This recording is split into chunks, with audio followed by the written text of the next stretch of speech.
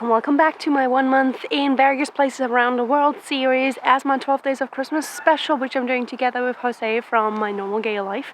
Check out his channel if you haven't seen his video yesterday, because we alternate every day. One day it's me, next day it's him, and then we do that for 12 videos in total. So check it out, there's a playlist.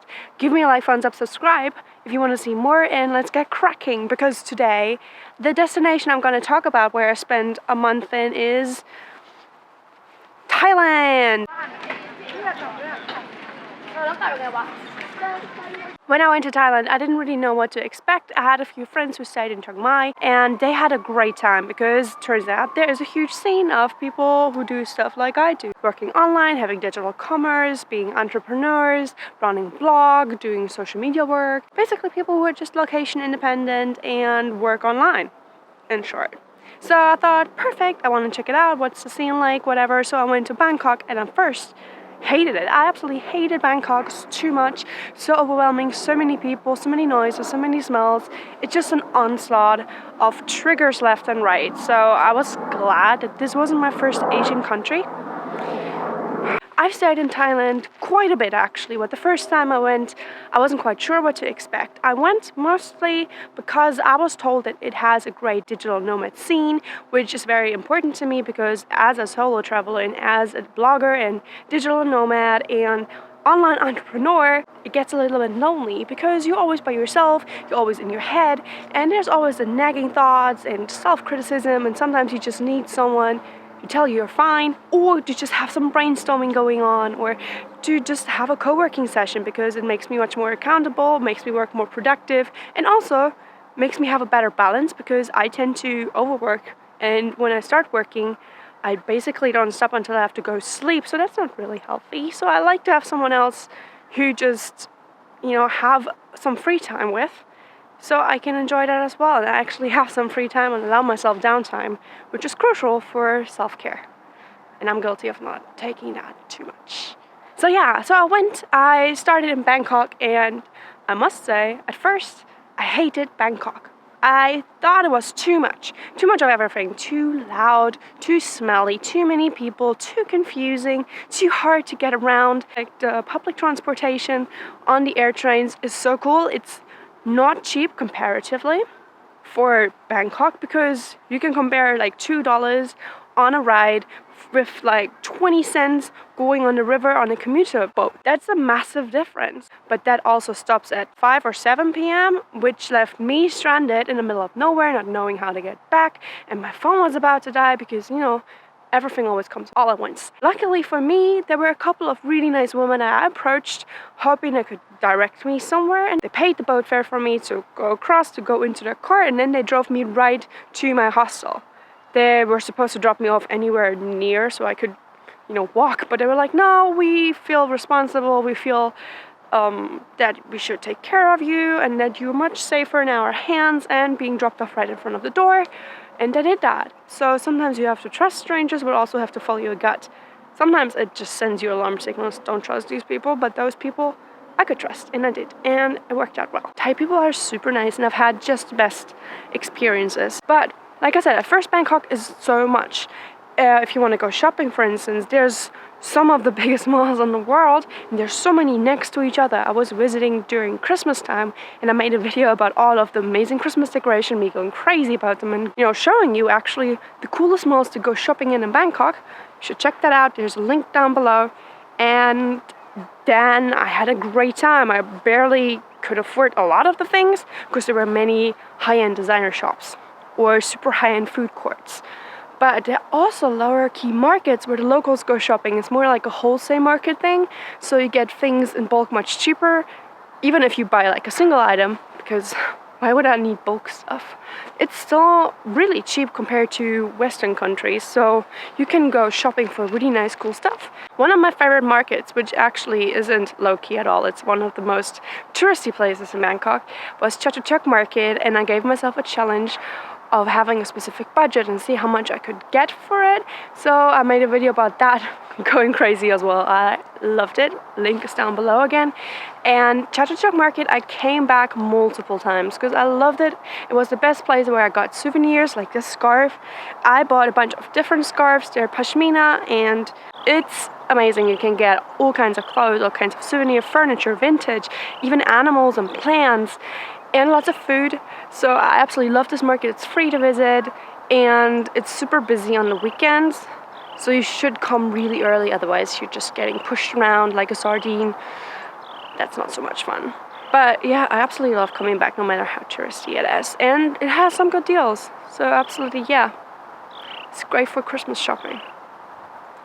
But one thing that I really hated when I did my Christmas shopping, because at Chatuchak I was approached, they were like, oh yeah, we're having a special thing on shipping abroad, and I was like, I just need a parcel, like, to just go ship home for Christmas, and they were like, yeah, like, this is a special deal, it's just, what, $15 or something. I was like, oh, that's awesome, because it can get really expensive to ship stuff back home, and I thought the deal was for one package, like I asked, but when I returned with stuff I bought because I thought I could put them in a box and then get shipped home cheaply, so I bought more than I should have. He was like, no, it's 15 only if you buy 100. I'm like, why would I do that? Why would I buy 100? Anywho, I got a super great Airbnb west of the river in an area that's very residential. It was basically an enclave, like it was a walled in area with fancy houses. We even had a community swimming pool, and nobody else rented an apartment in that house. So basically I had an entire house to myself with a kitchen, with washing machines, with a balcony. And when I was staying there, I just started to walk around because I saw that there were a couple of temples around on my map. So I just randomly checked them out. Turns out they're super amazing. There's one royal pagoda in it. There was a giant Buddha statue, a cute little river where the canal boats go through, and I also went to the floating markets because Bangkok has a couple of floating markets, and I wrote a blog post about it if you want to check those out and know how to get there, because I had to rely on Uber a lot, and so I tried to figure out the cheapest ways to get anywhere, because it can get expensive if you get an Uber from all the way across town. But I soon enough left Bangkok and moved over to Chiang Mai, which is where the digital nomads hang out. So I got myself into a co-working/co-living space where there were tiny rooms with a tiny balcony, but attached to communal rooms and kitchens and working desk areas where you can meet other people. It was about to be set up, so it was starting out, so not many people were there yet,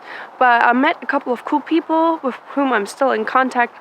And I really liked the area I stayed in Chiang Mai because it was west of Nimon Street, not in the city center, which was like 40 minutes by foot. Totally fine, but the city center is so touristy. The food is so mediocre, it's so expensive. There's a lot of temples, but they're constantly crowded. For some you have to pay, and yeah, there's so many cool areas in Chiang Mai that aren't totally run over by tourists. That are much more authentic, much more quiet, especially good for working, which is what I was there to do, right? So the co-working I worked in sometimes, but it was a bit dark.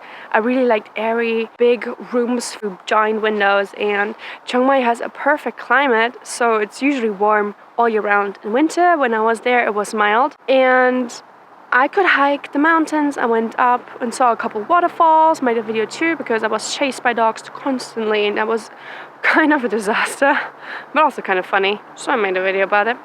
Then I had some friends visit from Germany, so we all went to Inthanon National Park, which has the 2 pagodas dedicated to former royals, king and queen, and they're absolutely stunning on top of a mountain. If you go early in the morning, you have mist creeping up around the flower garden, super beautiful.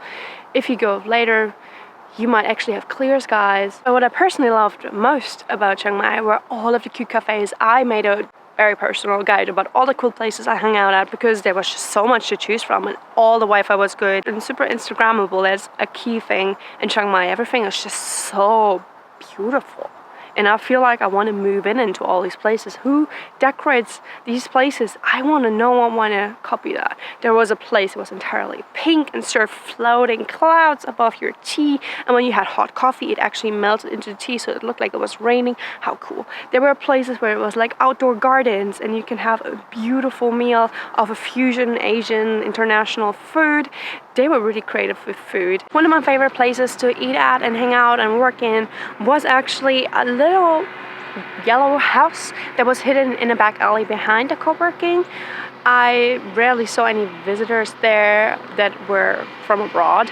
It was super low-key, but it was so lovely. It was among many residential buildings and it was in a beautiful garden. The owners, they had a bunch of cats which had a new litter, so I was playing with baby cats all day long, and they served handmade bread and avocado spread, and they harvested all of it in their own garden. They were the loveliest people and they had the best milk tea, and the matcha tea was just so amazing. So I basically spent every day there in the end. It was very affordable to live there. So my rent was like $250 or so a month. You can meet people all the time. There's plenty of Facebook groups, plenty of meetups. There's hiking groups actually in Chiang Mai where you can go mingle with people who love nature, and you can have blogger meetups. You can just, have shout outs of people like who want to meet. To conclude my adventure in Thailand, I actually booked a flight to Udon Thani because I really wanted to see the Red Lotus Lake. I've seen it in so many pictures and professional photography on National Geographic or on Instagram, where you have this lake and it's completely covered in red and pink lotus flowers, and I was never sure if that's real, because it might just be a perspective thing or it might be a Photoshop thing. So I wanted to see it for myself. I went to Udon Thani and it was hard to get there by public transport. Luckily for me, I went on the public bus and there was a woman from South America on it as well, and we got talking and she wanted to go to that lake as well and also didn't have public transport. So we somehow managed to get a local involved who drove us all the way to the lake from the bus stop. So the bus would just stop where you told it to along the highway, and from there it would have been like a 2-hour walk to go find that lake. So we were really happy that we found someone who would drive us, and there we had to take a boat onto the lake, which was so amazing. It was a bit off season, but the flowers were already blooming and we had a great time. It looked as beautiful as it looks on the photos. No kidding, there's so many flowers. Like, I still remember how beautiful it looked with all the reds and pinks floating on the water. Sometimes you couldn't even see the water. And it was early in the morning, which is when the best time is, when the flowers actually open. You don't want to go too late because then all the buds are closed. And that doesn't make for good photos or, great views. And from there we kind of negotiated a trip back to the bus. And then we held down the bus and went back to town. I tried to copy that a couple times because I went to Phu Prabhat. Did I say that right? Probably not. Like a national historic park where there were interesting stone formations, prehistoric ones. From Udon Thani, I flew back to Bangkok, which was much less intimidating for me this time around. And I think I returned to Chatuchak Market for a bit, went a little bit of window shopping and saw a couple more temples. I did the touristy thing then as well. Saw the giant leaning Buddha, saw the palace. Oh, actually at the palace, at the time I was visiting, they had a huge exhibition going around the country. In a couple of cities, they recreated the burial ceremony for the late king, because burying a royal is a huge deal. They build giant pagodas and have dancing scenes, which usually are exclusive to the royal family to see, but they made it accessible by recreating that across the country and setting up replicas of that. Super interesting to see. Very cool. And before I forget, I also checked out Chiang Rai. I hope you like my little video about my month in Thailand. There's gonna be more about other places I stayed for a month in around the world, such as Japan and Bali, because, two of my favorite places to hang out in. And tomorrow you're gonna check out the channel from Jose, My Normal Gay Life. There's a link down below. You can also check it out in the playlist we've already created. I hope you stick around, give me a like, thumbs up, subscribe, and all of that. Share it with your friends if you liked it. So until then, stay travel-tastic and bye. On the first day of Christmas, my true love gave to me a partridge in a pear tree.